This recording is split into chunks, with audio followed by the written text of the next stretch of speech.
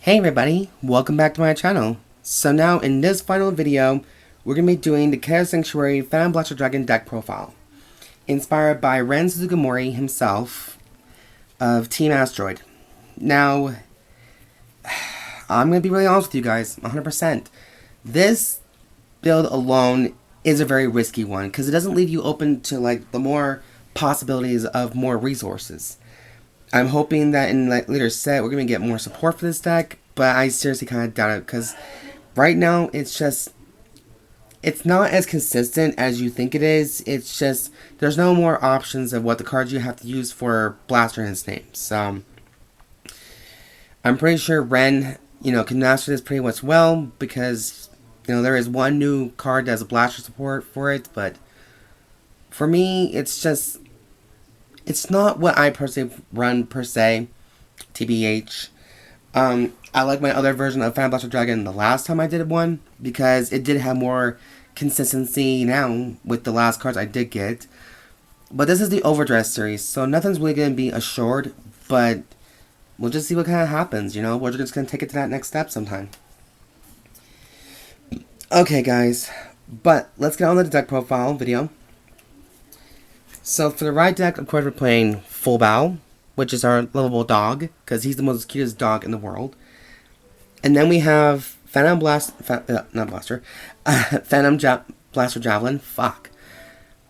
When this unit is rolled upon by Blaster Dark, reveal the top card of your deck, call it to rearguard as rest. If it is a unit card, and discard it if it isn't. During your turn, if you Vanguard with Blaster in its card name, this unit gets plus 2k power. So that's all it requires, apparently. And of course, let's not forget Ren's Avatar for Life, Blaster Dark. Blaster Dark is much better, but that's just me saying. Okay, so its new skill is when this unit is placed on Vanguard, Rearguard, Counterblast 1, and retire another Rearguard. Choose one of your opponent's Rearguard and retires it. And this unit gets drive plus 1. So you don't have to have a rear guard. You don't have all your so you don't need to have all your opponent's rear guards be empty. You can just retire 1 and you get the following effects. So that's still a broken effect. However, during your turn, if your rear guard was retired this turn, this unit gets plus 5,000 power in the end of turn. So there you go. Next, for grade 3, we're playing the main boss himself, which is Phantom Blaster Dragon.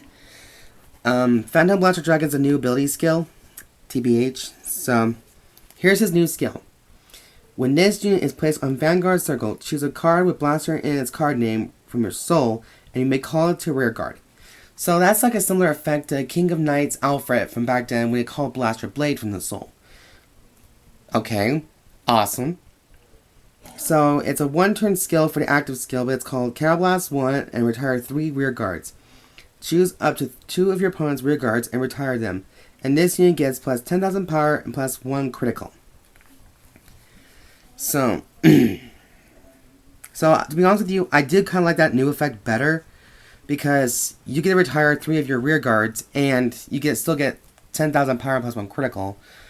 However, it does remind me of the old version of Phantom Blaster Dragon, so I mean, we don't have, I think we have Charon here, so I think I'll have to read more of this along the way in the video, so, but yeah, that is the ride line to Keter Sanctuary, so technically, the third ride deck for Overdress, and that is, and yes, both Overlord and this have the same red and yellow coloring, just because they belonged originally from Keter Sanctuary, and, Dragon Empire lookalikes.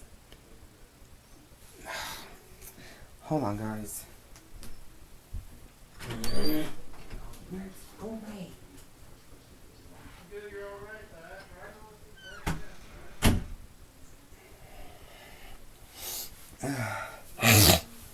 Sorry, guys. I'm also have a little bit of a cold problem too, so forgive me.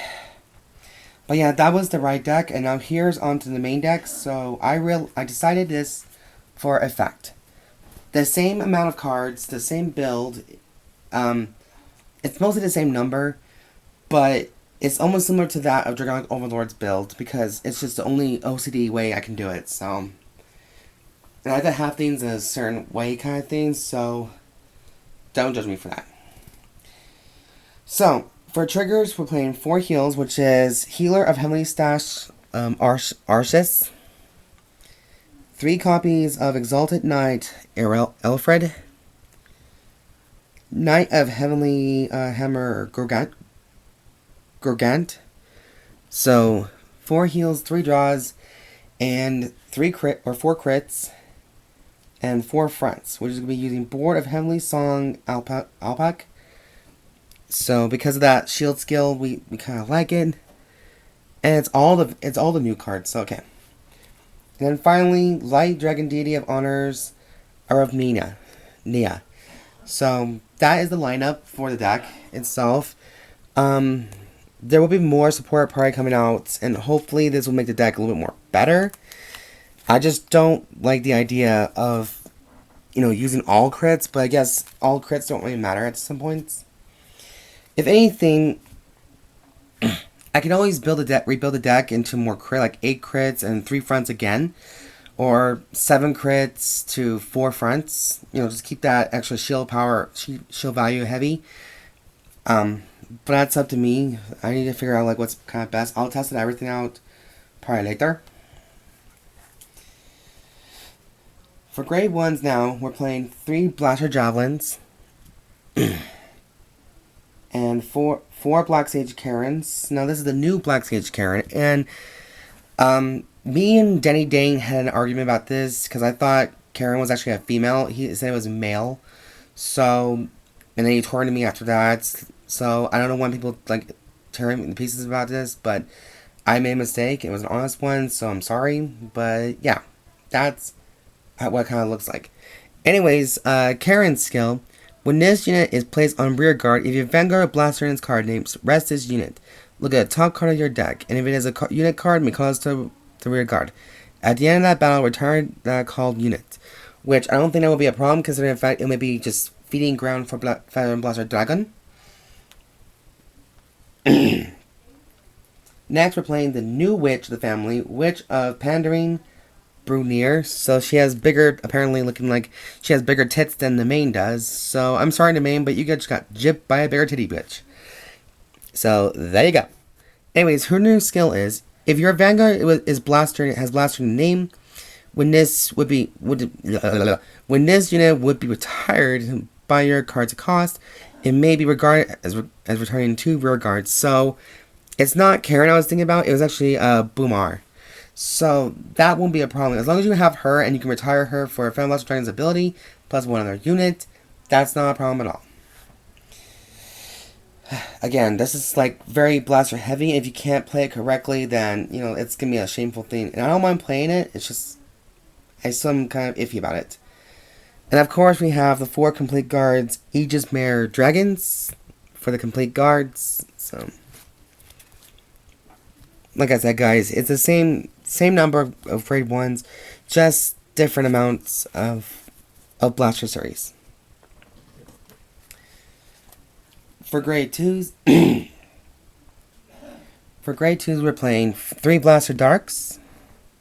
Because why not? Ren likes to keep multiple copies of Blaster Dark in the deck. 4 Darkness Maiden Machas. Now, Macha's new skill in this format, when this unit is placed on Vanguard Circle, if your Vanguard Blaster in its name, and this unit gets plus 5k power until a turn. Then Soul Blast 1 and retire another rear guard. Look at 5 cards from the top of your deck. Choose up to 1 grade 1 or less card from among them, call to rear guard, and shuffle your deck.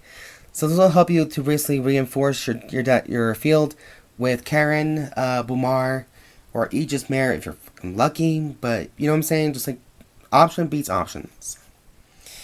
So that is 7 grade 2s.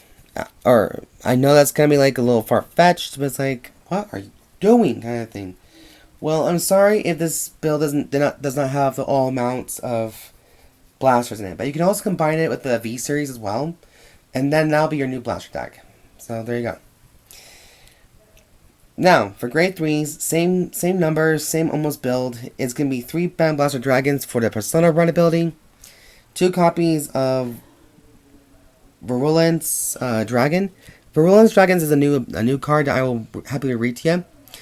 When this unit is retired from rearguard for the cost of your card, Counterblast 1 and Soul Blast 1. And all your units with Blaster in their name, in their card names, get plus 5k power in the end turn. So, there you go. And of course, we end the movie with 3 copies of the Hour of Holy Judgment Cometh. Just because I thought this would be a good card, like extra drop. Like, draw cards and boost your power. You know, just add a little bit more fuel to it. So, wouldn't be as bad. But yeah, that is my conclusion deck profiles for both Nostalgics. And I'm actually pretty happy about it. So, what do you guys think? You guys think I should probably build the next deck as well, which is going to be Lyrical Monasterio? What are you guys thoughts? What are your thoughts on that deck? You guys think it's probably good, or you know, looking forward to it? Because I might end up building it, and I might regret it later. So, but yeah, that is the deck profile for both Phantom Blaster Dragon and Draconic Overlord. I hope you guys did enjoy this video very much, and as always, there is going to be a deck list in the description box down below for both of them. And I hope you guys, again, enjoyed this video, and hope you guys stay safe out there, make good choices, and for the love of God, don't get COVID, please. And I can't speak English today. I'm sorry, I can't speak English. As always, I've been your host, Siren Frost. Signing out, guys. Have a good night.